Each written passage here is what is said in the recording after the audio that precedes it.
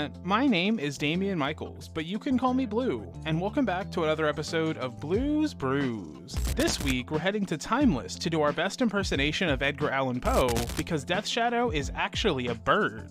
So Death Shadow has been one of my favorite creatures for a long time, and I've been trying to make it work on Arena since it came to the client. Initially, we just had Shocklands, Castle Locktwain, and the Zendikar MDFCs, so there wasn't much we could do to damage ourselves from the land. I tried Mono Black with Scourge of the Skyclaves as our backup shadow, and a few other creatures like Knight of the Even Legion, Dreadwander, and Gutterbones, plus the typical spell package of Thoughtseize and Fatal Push. I also experimented with things like Unearth and Malakir Rebirth, but the deck just wasn't performing how I wanted it to. I also tried a Rakdos version with Dragon's Rage Channeler, Kroxa, and Dreadhorde Arcanist, but this was just a worse version of the Young Pyromancer Arcanist deck I was already playing at the time anyway, and again, it underperformed. I returned to the Mono Black build when Dominaria United released, and I added Evolved Sleeper, but it didn't change much. I gave up on the archetype until enemy fetches were added to the client in May of 2024, and this is when things really picked up for the deck. The addition of fetch lands to MTGA greatly boosted things, as now we had more ways to hurt ourselves built into the land, as well as Modern Horizons 3 as a whole gave us Nethergoyf, Psychic Frog, and some new MDFCs. Thunder Junction also gave us Reanimate from the Breaking News cards, so at this point the only thing I felt the deck was missing was some redundancy and or some evasion. Then Bloomburrow released, and with it came the entire reason I made this video,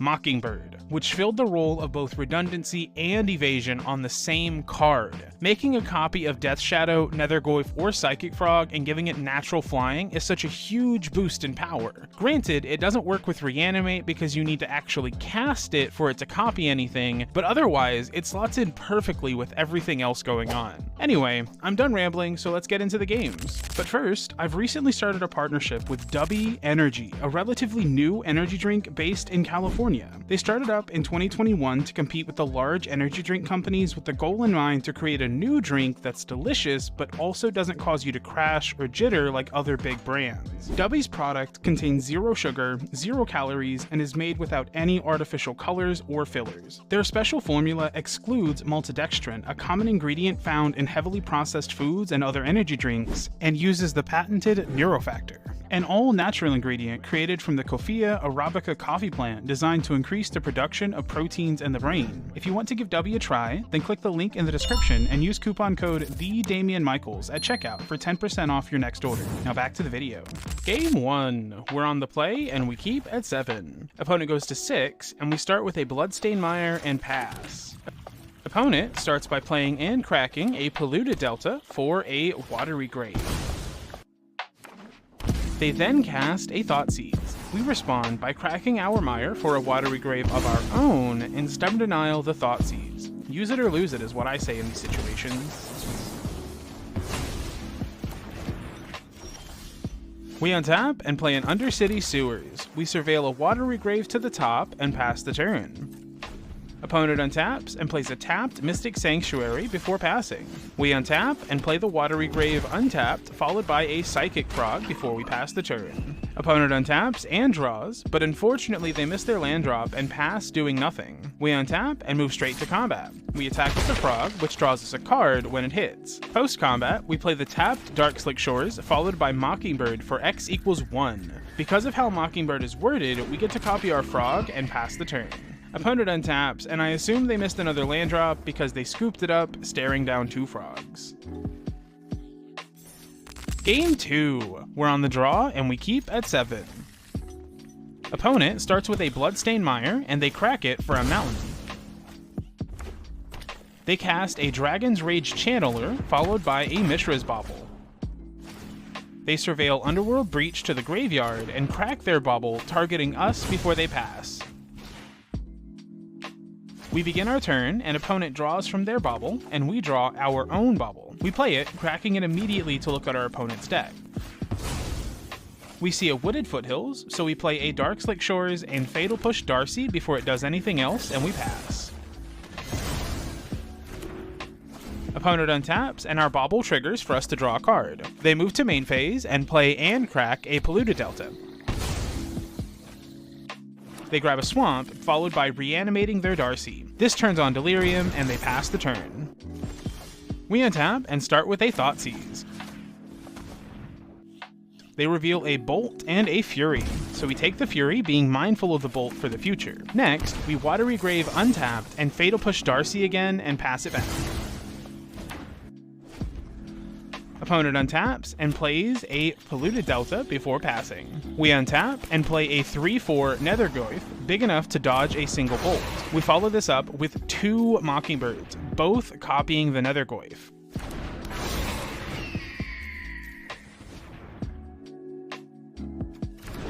This puts so much evasive power on board, and our opponent has seen enough as they scoop it up. Game 3, we're on the draw and we keep at 7.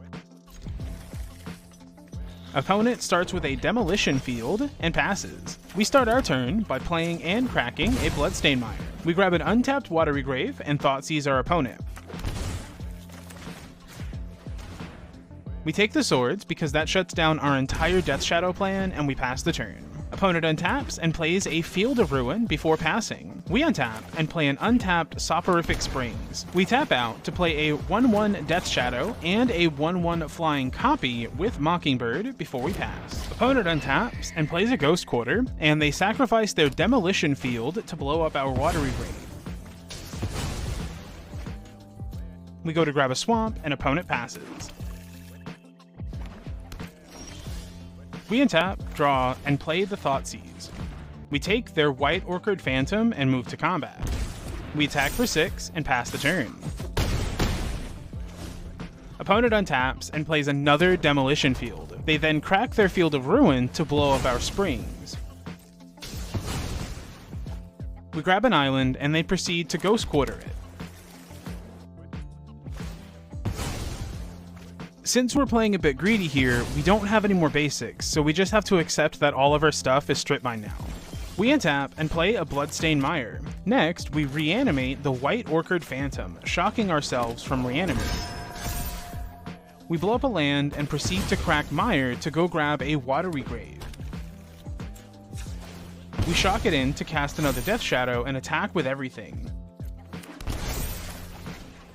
We hit for 16, knocking them down to -2 and winning the game.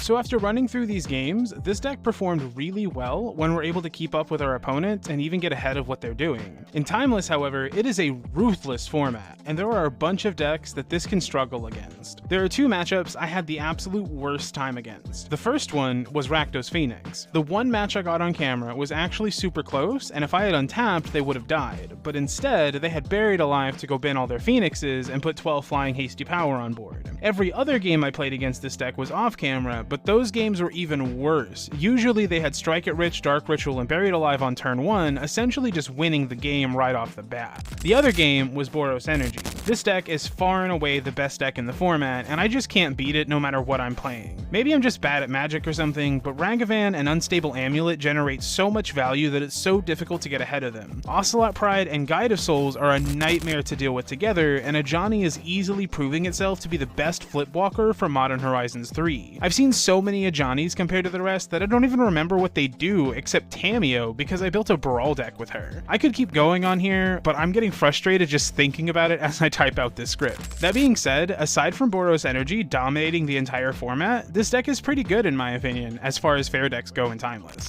One last thing before we close out, you may have noticed I sometimes do short deck tech videos for Commander, ranging from Mr. House to Atraxa to the Micro Tyrant and many others. These are actually budget decks I built for a game store based near me so they could sell personalized pre-constructed decks to their customers, and they've recently launched a website so now anyone can purchase these decks from them directly. They handle gathering the cards, assembling the decks, packaging, and shipping, so all you have to do is pull it out of the box and play. Not all of the decks were built by me, but many of them were, and I personally spent many hours scouring EDA Trek and Scryfall looking for the best possible options for the budget allocated. Some decks focus more on flavor than actual power, but most of them are very strong out of the box and are perfect for hanging out with friends or teaching a new player. If you want to check them out and support the channel, go to ThursdayNightMagic.com and browse all the custom-made precons they have to offer. There will be a link in the description below.